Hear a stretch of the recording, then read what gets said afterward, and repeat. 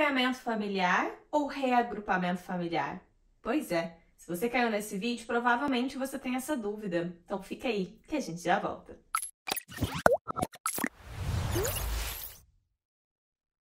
Olá, seja muito bem-vindo a mais um vídeo aqui no canal do Andreata Becker Bandeira de Sá, um escritório de advocacia especializado em direito imigratório, além de multidisciplinar.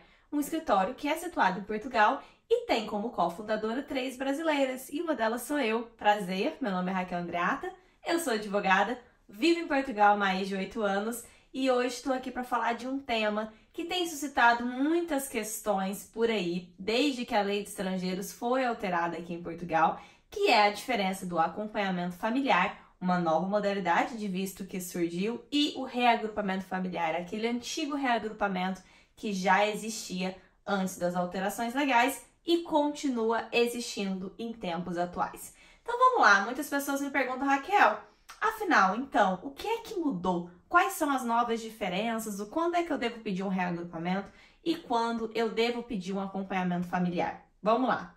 O reagrupamento familiar é para você poder trazer, para Portugal uma pessoa quando você, requerente de um visto de residência, já possui a autorização de residência em Portugal. Então, segundo a determinação legal, o reagrupamento familiar, ele depende exclusivamente da autorização de residência. E se você é uma pessoa que estuda bastante sobre Portugal, está procurando formas e mecanismos de imigrar, você já sabe que visto é diferente de autorização de residência, não é? Visto é aquela autorização de entrada no seu passaporte e a autorização de residência é aquele cartão, aquele título de residência que você tem acesso depois que você tem o seu visto emitido, chega em Portugal e passa pela entrevista no CEF. Uma pessoa que chega em Portugal com o visto de residência, ela tem uma grande carta na manga, algo que hoje, em tempos atuais, vale ouro, que é o quê? Um agendamento no CEF, no Serviço de Estrangeiros e Fronteiras. Se você acompanha as notícias de Portugal ou já está em Portugal por alguma razão, você sabe o quão difícil é para os imigrantes que não têm um agendamento conseguirem um. É um caos, né? Então é por isso mesmo que surgiu aqui a ideia do legislador de criar essa possibilidade de pedir simultaneamente o visto principal e o visto para os dependentes. Sabe por quê? Porque isso vai facilitar muito, porque quem entra em Portugal com visto de residência tem agendamento garantido no Serviço de Estrangeiros e Fronteiras e está a um pequeno passo de conquistar a tão sonhada autorização de residência. Isso é muito bom, não é mesmo? Enquanto o reagrupamento familiar, necessita dessa autorização de residência para que possa ser solicitado para os demais familiares, e tem 2 tipos de reagrupamento. Aquele que você pede no Brasil, que é um visto, que é o visto D6, e o reagrupamento direto por Portugal, que é quando o familiar entra em Portugal sem visto e tem que fazer o agendamento aqui para ir ao CEF. Essa maneira é a menos recomendada porque, como eu já disse, os agendamentos eles estão cada vez mais difíceis e existem pessoas que têm o direito de fazer o reagrupamento,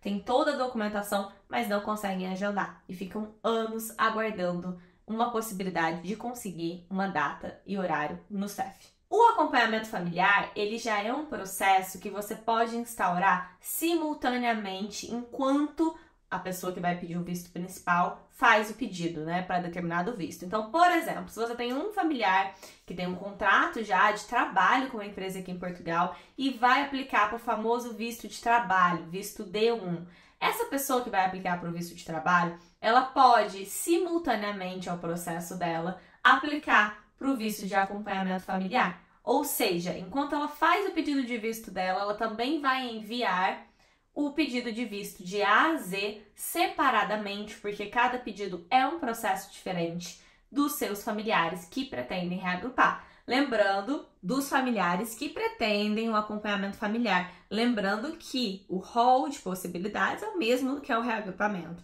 Em resumo, os casos mais famosos que a gente tem são os cônjuges, as pessoas que vivem em união estável há mais de 2 anos, as pessoas, que têm aí filhos menores, dependentes, ou que tem um pai ou uma mãe que vive e depende, de você. Então, se você tem pai e mãe com mais de 65 anos, ou que tenha, laudo médico e tudo comprovado da necessidade desses pais morarem com você, se eles ainda estiverem em idade ativa de trabalho. O CEF, as autoridades portuguesas costumam ser bem rigorosas, então você vai precisar de outras comprovações de que é necessário que seus pais venham para Portugal com você. Assim como você pode ter alguém, né, um filho adotado, você pode vir a ter um irmão que está sob sua custódia, né, na justiça, e que você tem a tutela. Então existem aqui um rol de pessoas que podem ser enquadradas como dependentes aqui para utilizar o mecanismo do acompanhamento ou do reagrupamento familiar. Nesse caso, o rol ele é exatamente o mesmo, não há aqui nenhuma distinção, tá? Outra coisa que você tem que levar muito em conta no processo de acompanhamento é que são processos separados. Existe uma documentação específica sobre o pedido principal que tem que acompanhar o pedido dos reagrupamentos. Todos os vistos vão ter uma taxa para cada um desses vistos, tá? Podem até ser enviados simultaneamente no mesmo envelope, mas chegando no VFS, cada processo vai levar um destino diferente e vai receber um número diferente. E até mesmo pode acontecer desses processos virem a ser aceitos no consulado em momentos diferentes, o que é muito estranho, né? Porque, obviamente, o deferimento do acompanhamento depende da análise do principal, mas eu não sei como é que eles fazem isso na prática, eu só sei que os pedidos têm sido feitos separadamente, né? Cada processo é um processo e muitas vezes a gente recebe protocolos em momentos diferentes, é muito normal. Essa semana eu recebi o protocolo de um dos acompanhamentos e depois o próprio visto principal demorar uma semana para eu receber um protocolo de número, né? Vai entender, mas na prática tem rolado isso daí, né? E eu não canso de falar para vocês que nesse momento a gente ainda tá sentindo o território, vendo como é que as coisas vão ser, para poder começar a afirmar algum posicionamento, apesar dos vistos, direito imigratório. Eu falo sempre para vocês, não é uma matemática perfeita, tá? O que dá certo para um pode não dar certo para outro. As coisas nem sempre são mais um é igual a 2. Existem variáveis, né? Aí dentro desse processo. E é por isso que o aconselhamento de um profissional habilitado, ok?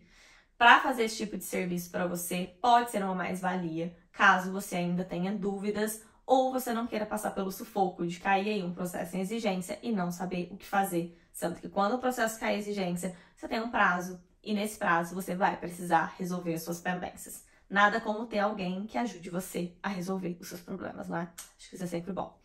Mas vamos lá, voltando aqui ao tema do acompanhamento familiar, não está sendo muito raro a gente ter aqui números de processo emitidos em momentos diferentes, tem acontecido. Mas a gente já sabe que uma análise vai depender da outra. E muito importante aqui, para quem está fazendo acompanhamento familiar, é prestar atenção nos meios de subsistência. Porque se o processo principal e os processos subjacentes não tiverem uma boa fundamentação de meio de subsistência, isso pode colocar em risco todos os processos de visto, tá? Eu acredito que isso pode vir a ser uma complicação. Então, por isso, muito cuidado, que você vai precisar comprovar meio de subsistência para toda a sua família, caso opte por fazer o acompanhamento familiar. Ficou alguma dúvida? Espero que não. Caso você tenha algum comentário para fazer, por favor, comenta esse vídeo, porque os comentários, o seu like, o seu compartilhamento ajuda a plataforma do YouTube a entender que esse vídeo é relevante e entregar ele para mais pessoas. E nós que produzimos conteúdo, agradecemos muito se você puder colaborar com o canal. E a melhor forma de colaborar é dando seu like, subscrevendo e acompanhando e ativando também os sininhos. Espero que tenha ficado claro. Qualquer coisa, tem aqui nos comentários também os nossos contatos para você começar com o nosso escritório. Um beijo grande e até a próxima!